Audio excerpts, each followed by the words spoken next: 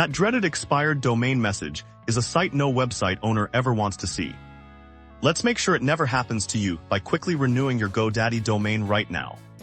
First, log into your GoDaddy account and navigate to your account menu in the top right corner from the dropdown. Select My Products. This page shows you all of your GoDaddy products. Find the Domains section to see a list of all your domain names. Look for the one you need to renew, and check its expiration date. Once you've found the correct domain, click the checkbox next to its name to select it.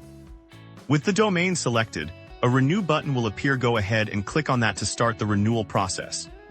You'll now be on the renewal page here.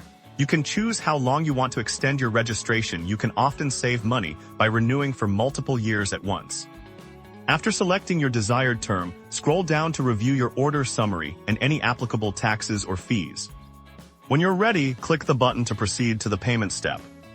On the payment page, confirm your payment details are correct. If you have a saved card, it will appear here. Then, click the final button to submit your order.